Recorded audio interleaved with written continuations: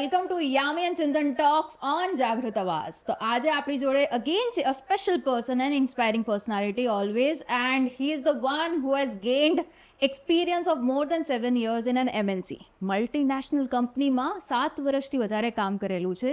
એમની life journey આજે આપણે જોઈશું, which is again very inspiring. Yes, generally students 4 વર્ષ ઓફ એન્જિનિયરિંગમાં એવું જ વિચારતા હોય કે આપણે જલસા કરી લઈએ, એન્જોય કરી લઈએ, બાકી પછી જોઈ લઈશું. તો ખરેખર એવું થઈ શકે છે? ખરેખર પછી કરિયર બની શકે છે? Yes, this is a live example. હું તમને મળાવું છું આપણા ગેસ્ટ જોડે. He is Shanil Soni and family member also. He is my જીજાજી actually, but I wanted him to come on to the camera for sharing the life journey. Welcome Shanil. Thank you. So આપનું પહેલાં basic ઓડિયન્સને કહી દઉં. આપનું 12th passing percentage કેટલા હતા? મારા 12thમાં percentage હતા અપ્રોક્સિમેટલી 90%. 90%. સો આપને આપનું 12th ક્યાંથી કર્યું છે? From which city? Palanpur Palanpur. Vidya Mandir. Okay, nice. Same school as Chintan sir's school, Vidya Mandir, Palanpur. So now here, after your 12th score, તમે bachelor's કર્યું into engineering. Correct. Which branch? આઈટીમાંથી કર્યું. IT. And LD. from which college? LD college of engineering. Yeah, Ahmedabad. Okay, one of the very recognized college, government college. So Shanil, તમે જે 4 વર્ષ of engineering from LD કર્યું into IT branch, I would like to know તમારો college experience of 4 years, like the college support, everything. How was your 4 years of experience? 4 years જે કોલેજના હતા. Very frank, yes, you can go ahead, absolutely. To be very frank, હા, થોડું વધારે enjoy કર્યું હતું હા, sir. ભણવા પર ફોકસ કરવા કરતાં. હા. But the overall experience was pretty good. હા. જે સપોર્ટ જે કોલેજ તરફથી મળ્યો હતો, જે ફેકલ્ટી હતી, અને પ્લસ ધ કમ્યુનિટી, Yeah. જે ફ્રેન્ડ્સની કમ્યુનિટી બની, જે લોકો ઘણા લોકોને મળ્યો જે લોકો કોડિંગમાં બહુ જ ઇન્ટરેસ્ટેડ હતા અને લોકો બહુ નવી નવી વસ્તુઓ કરતા. સો એ એક્સપિરિયન્સ બહુ મેટર કરતો હોય છે. Right. Just rather then just focusing on your studies, Studies. તમે જે એક્સ્ટ્રા વર્ક કરી રહ્યા છો, કંઈક નવું શીખી રહ્યા છો, જેવી Yeah. કોલેજ ફેસ્ટ ઓર્ગેનાઇઝ કરી રહ્યા છો, મતલબ આ વેરીડ એક્સપિરિયન્સીસ છે જે Yeah. બહુ સારો એક્સપિરિયન્સ હતો. I mean 4 years were pretty memorable for us. Oh wow. So only with your academics you can't really reach your goals, but of course the companies જે તમારી during 4 years, the friend circle which you are making, that also matters a lot કે તમે કયા path પર જાઓ છો in your career, right? Because Absolutely. you need to have that innovative minds running with you, which will make you force you to have those innovative ideas. Yep, absolutely. There is no doubt about that. Okay. So moving further, after completing your bachelor's into engineering, what was your further path? મેં એક વર્ષ job કરી હતી in an IT firm. પછી મેં મારું startup start કર્યું હતું, nice. Which was in FMCG e-commerce Okay. Field. તો એ અમે લોકોએ સારું રન કર્યું. We were among the first people who actually started that initiative. પણ ઓફકોર્સ 2 વર્ષ હતા, અમે લોકો પણ બહુ યંગ હતા. સો બહુ બધી ઓબ્સ્ટિકલ્સ હતા, ફાઇનાન્શિયલ ક્રન્ચીસ હતા. તો એના કારણે અમે પછી એ ઓપરેશન્સ અમે લોકોએ કન્ટિન્યુ નહોતું કર્યું. સો એના પછી મેં એકચ્યુઅલી MBA કરવાનું પ્રેફર કર્યું, કારણ કે હું સેમ ફિલ્ડમાં હતો, FMCG કોમર્સ હતું, તો મને ઓપરેશન્સ ને સપ્લાય ચેઇન ગમી રહ્યું હતું. સો મેં MBAની પ્રિપેરેશન સ્ટાર્ટ કરી અને કેટ આપી, અને કેટ થ્રુ પછી મેં મારું MBAમાં એડમિશન લીધું ઇન IIT બોમ્બે. સો એમાં school of management IIT Bombay છે. સો એમાં મેં સપ્લાય ચેઇન મેનેજમેન્ટમાં MBA કર્યું. So that was academic path. Okay, nice. તો જનરલી પેરેન્ટ્સ સ્ટુડન્ટ્સને એવા ડાઉટ હોતા હોય છે કે if you are getting your child in to engineering, that is the technical side, then why to shift the field and go towards management side. તો I would like you to make a statement here કે શું વસ્તુ will inclined a student to go to the management side? Like શું બધા pointers હશે જેનાથી એક સ્ટુડન્ટને ખબર પડી શકે કે હા, I am a management person, I need to go for a CAT exam and go for an MBA. So શું બધા પોઈન્ટર્સ હતા?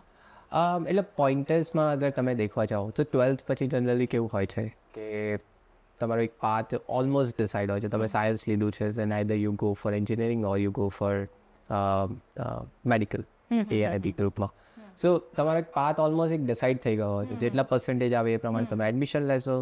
સો કાઇન્ડ ઓફ તમે બેક ઓફ ધ માઇન્ડ તમારે થોટ નથી ચાલી રહ્યો હોતો કે એક્ઝેક્ટલી તમારે ફર્સ્ટ થિંગ આ કરવું છે કે નથી કરવું. Right. That comes later in your life, yeah. જ્યારે તમે બહુ બધા યસ થોડા મેચ્યોર થાઓ, બહુ બધા લોકો જોડે ઇન્ટરેક્ટ કરો, દેન તમને તમારો થોડો ઇન્ટરેસ્ટ પણ તમને ખબર પડવા લાગે. જેવી રીતે મારું આઈટી હતું, તો નોટ દેટ કે મને કોડિંગ નહોતું ગમતું, કોડિંગ ગમી રહ્યું હતું, બટ દેન મને બિઝનેસ બી એટલો જ ગમી રહ્યો હતો અને મને આ સપ્લાય ચેન એક્સાઇટ કરી રહ્યું હતું કે આ વસ્તુ સરસ છે. મતલબ કોડિંગ કરતાં વધારે મને એ વસ્તુ એક્સાઇટ કરી રહી હતી. દેટ વોઝ ધ પોઈન્ટ કે ના, મારે MBA કરવું જોઈએ. Okay. Now about changing the fields, તો એમાં એવું નથી હોતું કે તમે જે એકેડેમિક્સ ભણ્યા છો એ કામ નહીં આવે, because further in your life જ્યારે પણ બિઝનેસ મેનેજમેન્ટ કરી રહ્યા છો યા ફિર કોઈ પણ ટાઈપનું મેનેજમેન્ટ કરી રહ્યો, એમાં પણ ટૂલ્સ તો યુઝ થવાના જ છે, કોઈ પણ ટેકનોલોજીકલ ટૂલ્સ.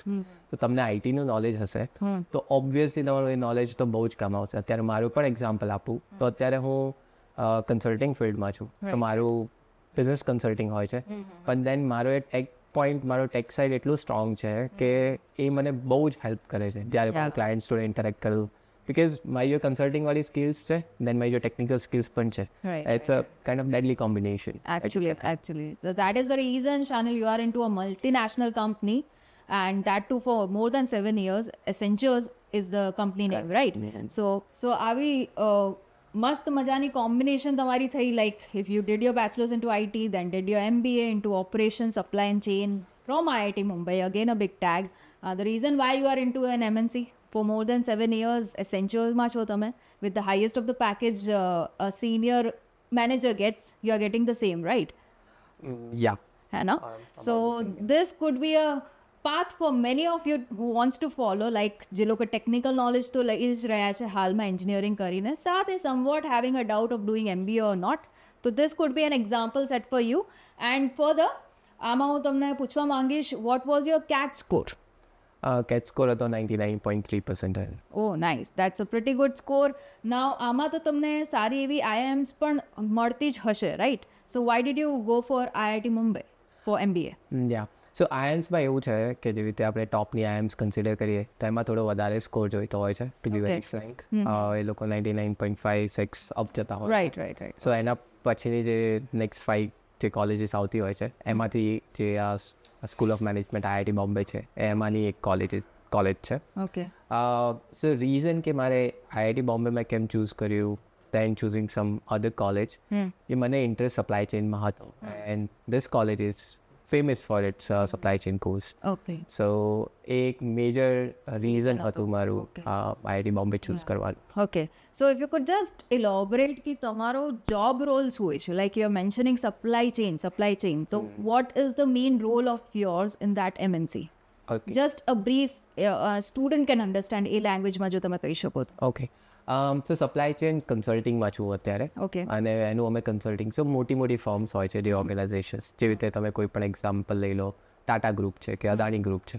નવ એ લોકોની આટલી મોટી કંપની છે તો એ લોકો વર્ષે કેટલું બધું પરચેસ કરતા હશે. એમના ટેબલ્સ પરચેસ કરવાના હોય, કમ્પ્યુટર્સ પરચેસ કરવાના હોય, એમનું ડાયરેક્ટ મટીરિયલ્સ પરચેસ કરવાનું હોય. Okay. જે તમે પ્રોડક્ટ બનાવી રહ્યા છો તેનું રો મટીરિયલ્સ પણ તમારે પરચેસ કરવાનું હોય જે કંપનીઝ, એનું અમે લોકો કન્સલ્ટિંગ કરીએ છીએ. કારણ કે આ બધી વસ્તુઓમાં શું છે, આ જે કંપનીઝ બધી ડેવલપ થઈ છે એમાં શું થાય, કોઈક વાર એવી વસ્તુ બની શકે કે વચ્ચે પ્રોસેસ એ લોકો ખોવાઈ જતા હોય છે પ્રોસેસમાં. તો કોઈક એક સ્પેસિફિક પ્રોસેસ એ લોકો અગર ફોલો કરે તો એમને 1-2% ફાયદો થઈ જાય. Right. સિમ્પલ એક્ઝામ્પલ અમારો એમ એ જ હોય છે Right. કે એમને થોડો ફાયદો કરી ફાયદો આપે, થઈ જાય, yeah. અને 1-2% એટલે એમના માટે તો કરોડો અબજો Yeah, રૂપિયા થઈ absolutely, ગયા. હા. સો અમારું કામ એ છે કે અમે એમની પ્રોસેસ દેખીએ અને દેખીએ કે ક્યાં એ લોકો ઇમ્પ્રૂવ કરી શકે એમ છે, Okay. અને પછી આ અમે એમને સ્ટ્રેટેજી એક આપીએ કે તમે આ વસ્તુ કરશો Okay. તો તમારું કોસ્ટ ઓછો થઈ શકશે. Right. અને અમારું અત્યારનું મારું કામ એ રહ્યું છે.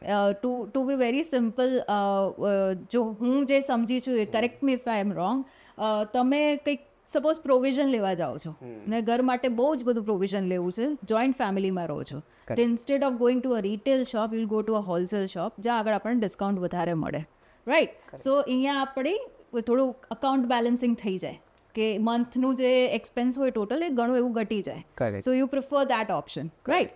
સો એના લીધે જે એક્સપેન્સ છે ઓછું થયું છે તો that role of suggesting rather than going to a retail shop you should go to this particular shop જ્યાં તમારો એક્સપેન્સ ઓછો થશે that role is played by you correct. है ना so this is into the simple language which I understood was right. Thank you.